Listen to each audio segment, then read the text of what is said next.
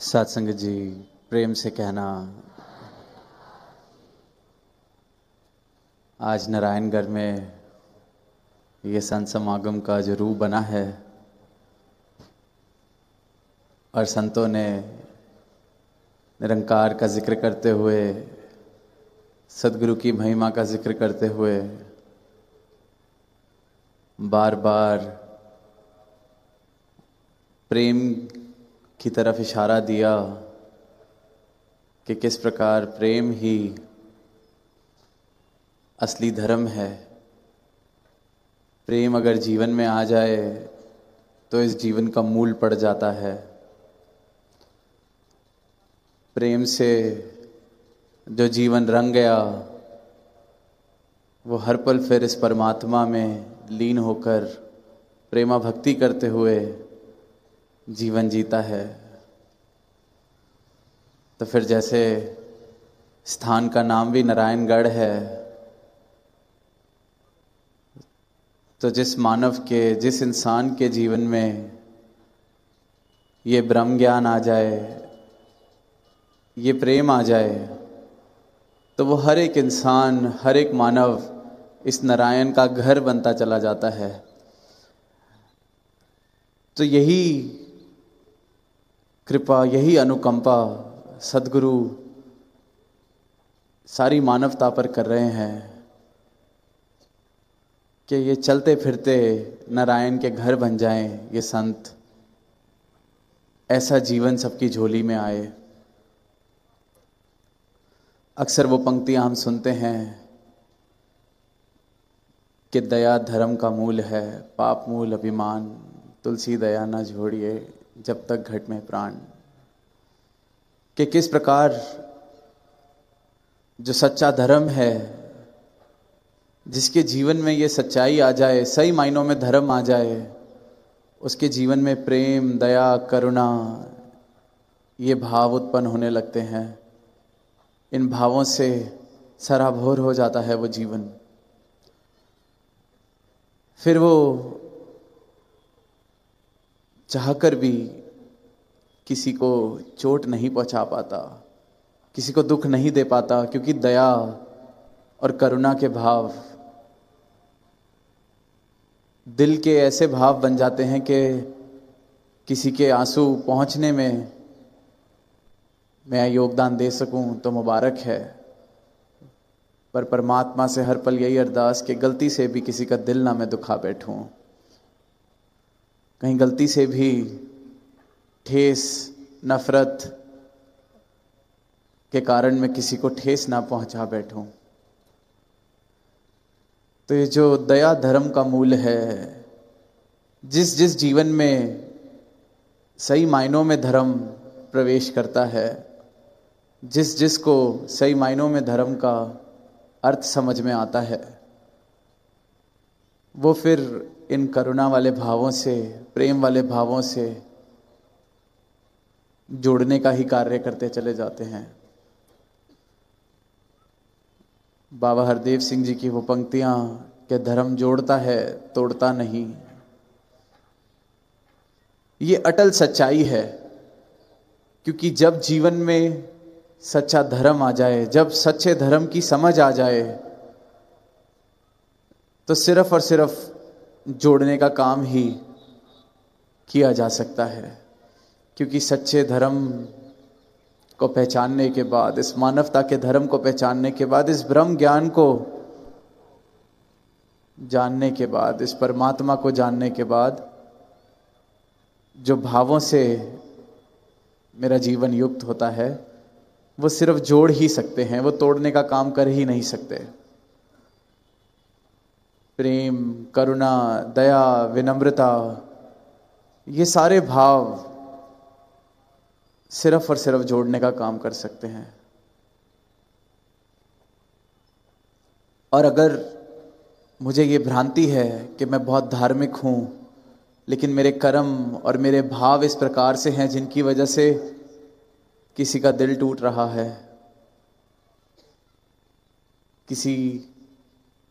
को ठेस पहुंच रही है, किसी का मैं दिल दुखा रहा हूं, कहीं ऊंच नीच की दीवारें मैं खड़ी कर रहा हूं, कहीं तोड़ने के कारण मैं बनाता जा रहा हूं, और कहने को मैं खुद को धार्मिक समझ रहा हूं, तो फिर ये सिर्फ एक भ्रांति भरा जीवन है। और धर्म के नाम पर ही हमने देखा है इतिहास में इस दुनिया के कि कितने ही तोड़ने के ऐसे काम, जहां धर्म ने तो एक से दूसरे को मिलाना था, कि चाहे जिस भी संस्कृति से, जिस भी जगह, जिस भी प्रांत, जिस भी समाज में इंसान ने जन्म लिया हो, पर धर्म ने सबको मिलाने का काम किया। हर पीर पैगंबर ने इन फर्कों से ऊपर उठकर सबको मिलाने का रास्ता दिखाया। पर फिर अंधकार के कारण, भ्रांतियों के कारण इसी धर्म को जोड़ने की जगह दीवारों का साधन बना लिया गया। और फिर वही पंक्ति सुनने में जो बहुत ही साधारण, कि धर्म जोड़ता है तोड़ता नहीं। और जिस जिसने सही मायनों में धर्म को पहचाना है, जिस जिसके जीवन में ये ब्रह्म ज्ञान का प्रकाश आया है, वो इस बात को पहचान सकते हैं और मान सकते हैं कि धर्म तो सिर्फ जोड़ ही सकता है। तोड़ने का काम सिर्फ और सिर्फ मेरे भ्रम, मेरा अहंकार, मेरी अपनी मान्यताएं करती हैं। मेरी मान्यताएं कि अगर मैं शहर में पढ़ा लिखा हूं तो मैं गांव वालों से बड़ा, या मैं गांव से बड़ा हूं या गांव में पला हूं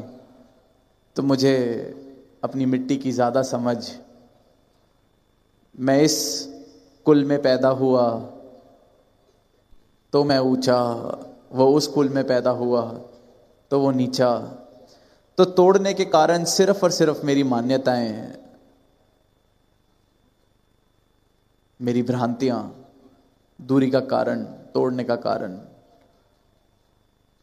और जब ये जीवन में सत्य का प्रकाश इस रूप में आ जाता है, तो वो जो अंधकार के कारण भ्रांतियां मेरे जीवन में थीं, वो इस रोशनी के आगे टिक नहीं पाती, वो इस सत्य की रोशनी के आगे टिक नहीं पाती, तो अपने आप ही ये जो दूरी के कारण है खत्म होने लगते हैं। ये जो एक मैं मेरी के भावों की वजह से दूरियां और दीवारें बनी थीं, मैं खुद पर हंसने लगता हूं कि कैसी बचकानी सी बात, कैसा बचकाना सा, क्या नादानी भरा जीवन में जीता आया दूरी का कारण बनाने के लिए। फिर मुझे समझ आता है कि रब है मेरे अंग संग वसदा, इस दे अंदर वसा मैं, कि ये अंग संग बसने वाला, जिसके अंदर मैं भी बस रहा हूं, इसमें कोई ऊंचा क्या, कोई नीचा क्या, कोई छोटा क्या, कोई बड़ा क्या,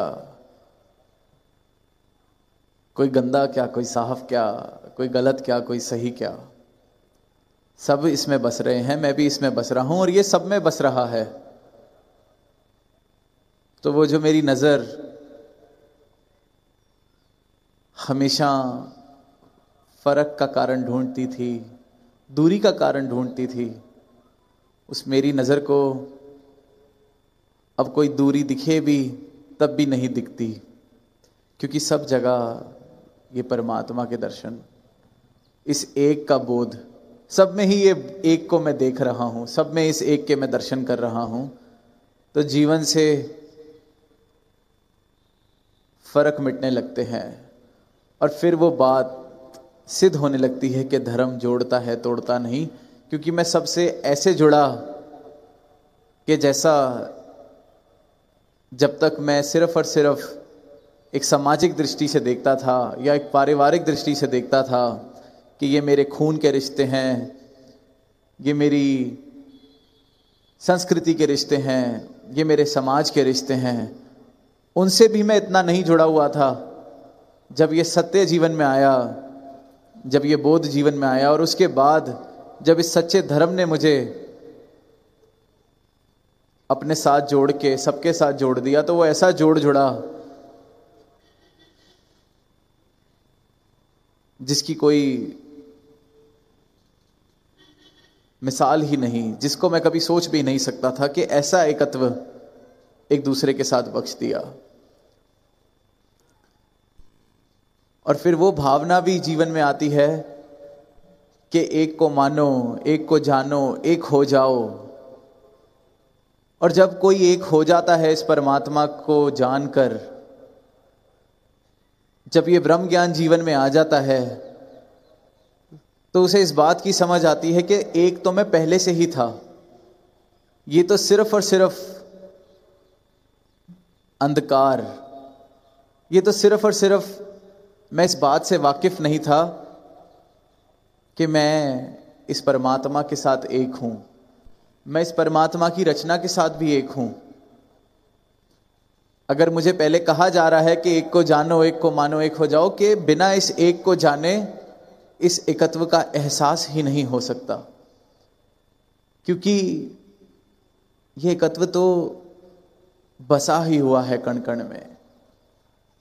मैं भी इस एक से ही निकला, पर जरा इस सच्चाई के ऊपर धूल सी जमी हुई कि जो सत्य, सारी दुनिया, सारी ही कण कण, सारी ही सृष्टि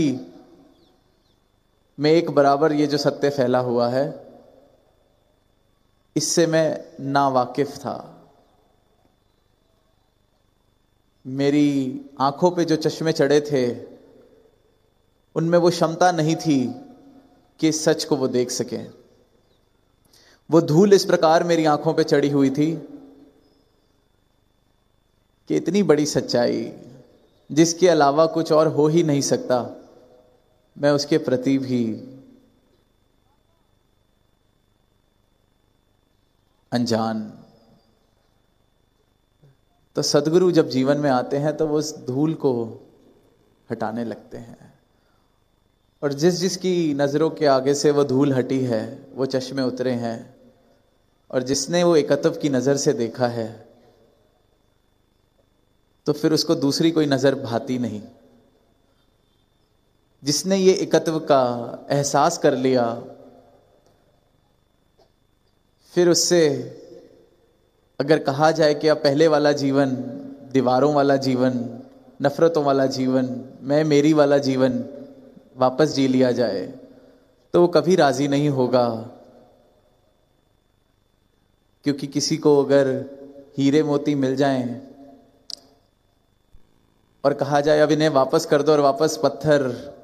कंकड़ उनके साथ खेलना शुरू कर दो जिसको तुम पहले हीरे मोती समझ के बैठे थे, तो दास को तो नहीं लगता कि कोई भी ऐसा सौदा करेगा। तो जिसको इस बात की कदर हुई कि वाकई ये वस्तु अमूलक दी मेरे सतगुरु, ये अमूल्य वस्तु जो जीवन में मिली है, जिसका कोई मूल नहीं, अब तो प्राण जाए तो जाए, पर इस वस्तु को नहीं से मिलता है। बस छोटी सी बात कोई मेरे अहंकार को ठेस पहुंचाती है, और मैं झट से अपने सुकून को ईंट की तरह ऐसे ही फेंक के मारता हूँ, क्रोध के रूप में या किसी और अपशब्द के रूप में। और जो सुकून अपने हाथ में, जिसकी कीमत उस सोने की ईंट से भी कहीं ज़्यादा, उस हीरे के उस पत्थर से भी कहीं ज़्यादा, जब सामने वाले ने ऐसा किया तो उसको मैंने मूर्ख बता दिया। तब तो मैंने बड़ी चेतनता से कह दिया कि ये तो घाटे का सौदा है। थोड़ी सी ही तो बात थी, अपना इतना नुकसान करने की क्या जरूरत। पर इंसान अपना इससे भी भारी नुकसान खुद करता जाता है। किसी और को जलाने के लिए कोयला अपने हाथ से उठा के फेंकता है। वही जो मेरी अपनी शांति, अपना सुकून बना हुआ है, बस किसी की बात, और वो बात सिर्फ इसलिए क्योंकि दिल में, मन में अहंकार इतना ज़्यादा कि किसी के ऐसे शब्द, किसी की ऐसी बात मैं समा ही नहीं पाता अपने अंदर। फिर इसीलिए विशालता का जो गुण जीवन में आता है, जब इस परमात्मा के साथ हम एकमिक होने लगते हैं, इस भक्ति के रस को चखने लगते हैं कि कोई बात आई, ये इतनी विशालता बख्शते हैं कि मेरा जीवन इतना विशाल होने लगता है कि कुछ फेंका अंदर तो बस वो गहरे में अपने आप चला गया। वो जो पंक्तियां हैं कि सागर गहरा है इसलिए शांत है, मचलती नदियों में गहराइयां नहीं होती। तो जीवन में जिसके ये गहराइयां आने लगती हैं तो साथ साथ ये सुकून और शांति भी आने लगती है। फिर ये जो अहंकार का शोर है, जो हर बात पर उछलने के लिए तैयार है, वो जीवन से जाने लगता है। तो आज सभी संतों ने जहां प्रेम की ओर, सुकून की ओर, ब्रह्म ज्ञान, इस सत्य की ओर इशारा किया कि आओ रब दे दर्शन कर लो, संदेशा है इंसानां नूं। स्टेज के पीछे भी जो पंक्तियां लिखी हैं कि जिसकी भक्ति, जिसकी पूजा, उसका ज्ञान जरूरी है। कि ये जानकारी, इसको पहचानना, इसको जानना, वो पहला कदम है इस जीवन को सत्य की राह पर जीने का। इस जानकारी के बगैर जो कुछ भी मैं करता हूं वो मेरी अपनी मान्यताएं हो सकती हैं, वो मेरा अपना सच हो सकता है, किसी और का अपना सच हो सकता है, पर वो जो अटल सच्चाई, युगों युगों से जो सत्य है, वो सच नहीं। वो मेरी और आपकी अपनी अपनी मान्यताएं हो सकती हैं, और जब तक इंसान मान्यताओं के आधार पर जीवन जी रहा है तो दूरी के कारण भी मिलते रहते हैं, दीवारें भी बनती रहती हैं। पर जब सत्य के आधार पर जीवन जिया जाता है तो सत्य मेरे लिए भी उतना ही सत्य है जितना आपके लिए सत्य है, और सारे ही संसार के लिए ही उतना सत्य है। तो दूरी के कारण बचते ही नहीं। इस अंधकार में सत्य की रोशनी जब आ जाती है तो अंधकार नहीं बच सकता। एक कमरा जितना भी अंधेरे में हो, एक छोटा सा दिया भी वहां जला दिया जाए तो उस कमरे को अंधेरा कमरा नहीं कहा जा सकता। तो जहां जहां सत्य के आधार पर जीवन जिया जा रहा है वहां दूरी का कारण आ ही नहीं सकता। और अगर हमें लगता है हम सत्य की राह पर हैं, इस परमात्मा के दर्शन करके, परमात्मा को जान के भक्ति की राह पर हैं, और फिर भी अगर जात पात, ऊंच नीच, लड़का लड़की, अपना पराया, कि ये ऊंची जात का, ये छोटे कुल का, अगर अभी भी इन्हीं भावों के साथ मेरे रिश्ते नाते बने हुए हैं तो ये भी मेरी एक भ्रांति है कि मैं सत्य की राह पर हूं, लेकिन मेरे मन के भाव और मेरे जीवन का आधार ऐसी दीवारें, ऐसे दूर करने वाले, ऐसे नफरतों के कारण है। तो वाकई जब जीवन में सत्य आ जाए, ये परमात्मा आ जाए, तो ऐसा कोई कारण बच ही नहीं सकता जो दूरी बनाए। सिर्फ और सिर्फ प्रेम आना ही आना है, क्योंकि प्रेम ही परमात्मा है और परमात्मा ही प्रेम है। जिसने सही मायनों में इस परमात्मा को प्राप्त कर लिया, सदगुरु के चरणों की भक्ति जिसके जीवन में आ गई, वो जीवन प्रेम से वंचित रह ही नहीं सकता। और अगर मुझे लगता है कि मैं इस परमात्मा के साथ जुड़ा हुआ हूं, भक्ति कर रहा हूं, पर प्रेम से मेरा जीवन अभी दूर है, तो फिर मुझे भी जागने की जरूरत है। शायद मैं खुद को ही धोखा दे रहा हूं। तो इन्हीं शब्दों के साथ दास यही अरदास करना चाहेगा कि ये जो जीवन बड़े भाग मानस तन पावा, तो ये जो जीवन मिला है इसे मान्यताओं के आधार पर ना जीकर इस सत्य के आधार पर जिया जाए। प्रेम से कहना